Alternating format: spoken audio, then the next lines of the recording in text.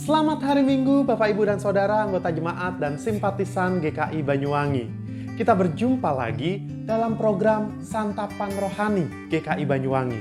Pada hari ini, hari Minggu tanggal 6 Desember 2020.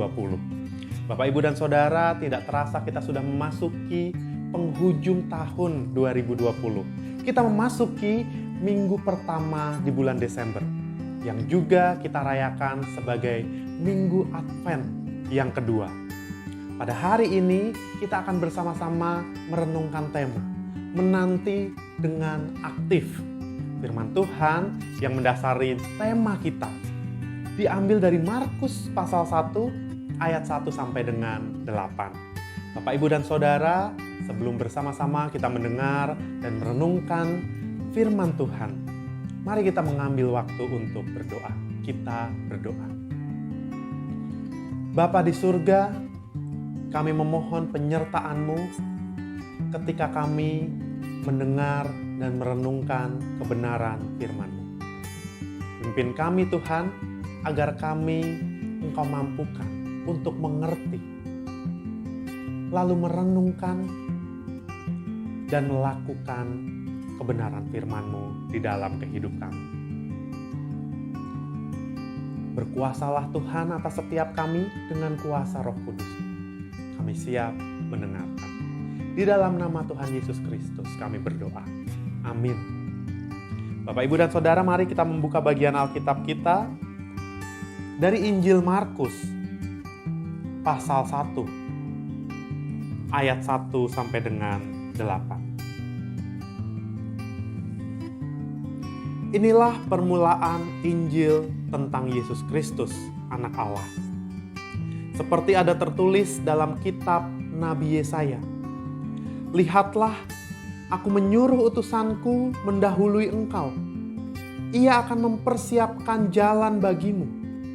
Ada suara orang yang berseru-seru di padang gurun, "Persiapkanlah jalan untuk Tuhan, luruskanlah jalan baginya." Demikianlah Yohanes Pembaptis tampil di padang gurun dan menyerukan, "Bertobatlah dan berilah dirimu dibaptis, dan Allah akan mengampuni dosamu."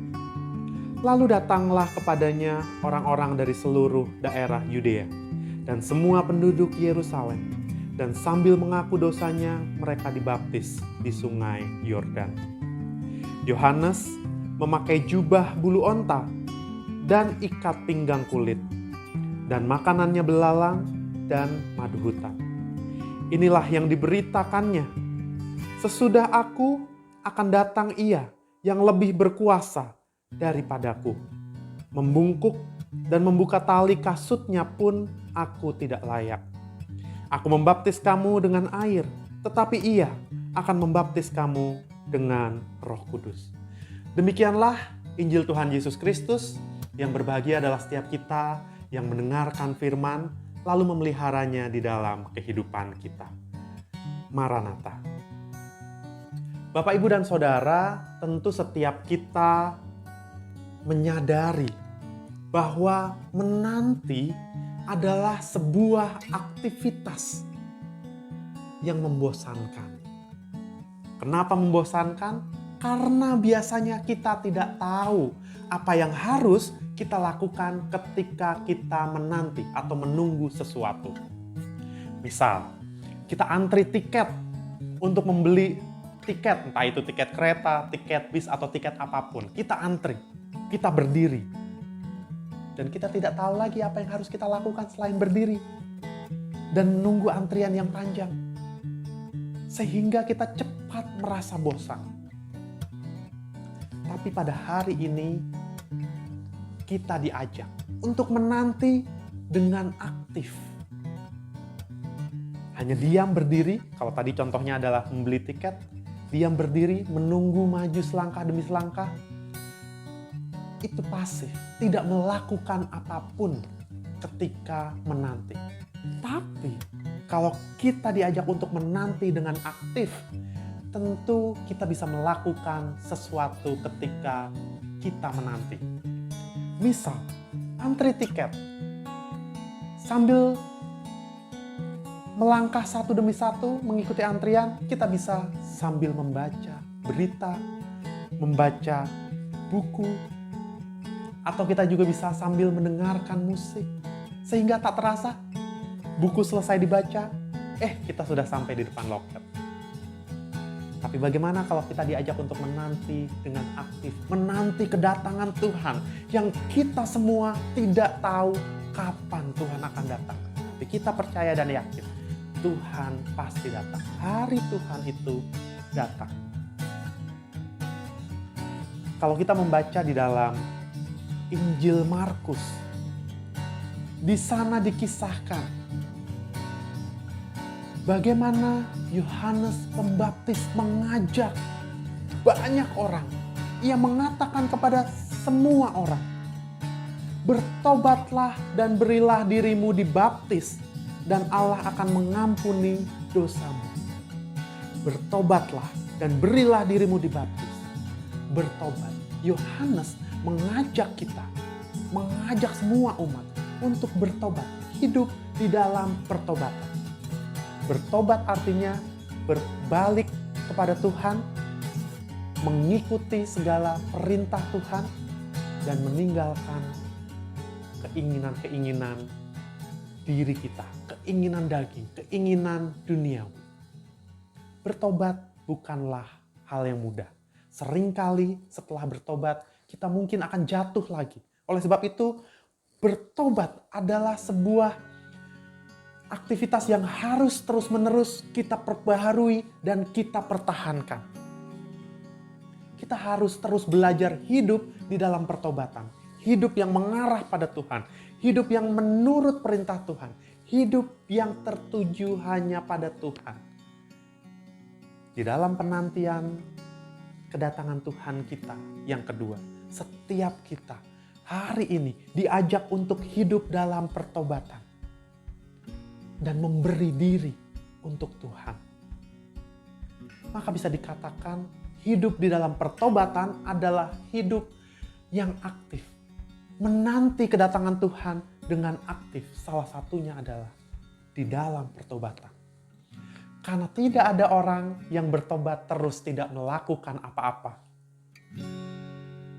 Misalnya begini, ketika Yohanes memberitakan kebenaran firman Tuhan, bertobatlah dan berilah dirimu dibaptis, maka Tuhan akan mengampuni dosamu. Lalu orang datang untuk dibaptis, oke, saya mau dibaptis, saya mengaku dosa saya. Setelah dibaptis, oke, saya sudah diampuni dosanya, saya diselamatkan, terus selesai. Saya tidak melakukan apa-apa. Bukan begitu. Hidup di dalam pertobatan adalah hidup memberi diri, mengaku salah dan dosa di hadapan Tuhan, memberi diri dan belajar terus untuk hidup di dalam segala peraturan dan ketetapan Tuhan. Oleh sebab itu, tidak ada pertobatan yang pasif, tapi pertobatan itu pasti aktif. Karena kita terus-menerus belajar, mengerti, belajar mendengar, belajar melakukan kebenaran firman Tuhan. Sehingga ketika kita hidup di dalam pertobatan, itu bukanlah hidup yang mudah. Karena kita tahu apa yang Tuhan inginkan. Dan kita menyadari betul apa yang saya inginkan. Yang kadang-kala bertentangan dengan keinginan Tuhan. Tapi kita diajak atau kita sudah memberi diri kita. Artinya kita harus melakukan apa yang Tuhan inginkan di dalam kehidupan kita. Memberi diri. Hidup dalam pertobatan adalah hidup yang terus-menerus belajar melakukan apa yang baik menurut Tuhan. Kalau hari ini tema kita menanti dengan aktif, maka setiap kita diajak untuk aktif di dalam pertobatan kita. Kalau kita sudah mengaku, sudah dibaptis apalagi, bahwa saya adalah anak-anak Tuhan, maka tunjukkanlah diri kita sebagai anak-anak Tuhan di dalam pertobatan. Di dalam hidup yang mengarah kepada Tuhan. Di dalam hidup yang taat akan kebenaran firman Tuhan. Di dalam hidup yang berfokus kepada Tuhan. Jika setiap kita dan mau terus belajar hidup di dalam pertobatan, maka menanti kedatangan Tuhan untuk yang kedua kali bukan lagi hal yang membosankan atau membuat kita kehilangan fokus dan takut pada hal-hal yang terjadi di dalam kehidupan kita, takut pada akhir zaman. Tapi kalau kita hidup di dalam pertobatan, kita aktif mempertahankan iman kita, kita akan melalui penantian kita dengan tidak membosankan. Karena kita menjadi berkat di dalam pertobatan kita. Kita menjadi berkat bagi banyak orang. Bapak, Ibu, dan Saudara, bertobat, mengarahkan diri pada Tuhan. Itulah cara kita menanti kedatangan Tuhan untuk yang kedua kalinya. Mari bersama-sama kita menanti kedatangannya dengan aktif. Kita berdoa. Bapa kami yang di surga, ajarkanlah kepada setiap kami Tuhan untuk dapat hidup di dalam pertobatan. Karena kami mau menanti Engkau dengan aktif, bukan dengan pasif. Kami mau menanti Engkau dengan sukacita. Karena kami terus belajar hidup sesuai dengan apa yang Engkau inginkan. Ajarlah setiap kami Tuhan untuk dapat mempertahankan iman kami kepadamu. Ajarlah setiap kami Tuhan untuk terus hidup dan tertuju hanya kepadamu. Ajar kami menantikan kedatangan-Mu yang kedua kali dengan aktif. Kami menyerahkan seluruh kehidupan kami di dalam tangan Tuhan. Dalam nama Tuhan Yesus Kristus kami berdoa. Amin. Bapak, Ibu, dan Saudara, demikianlah renungan firman Tuhan pada hari ini. Selamat melanjutkan aktivitas. Tuhan Yesus memberkati. Sampai jumpa.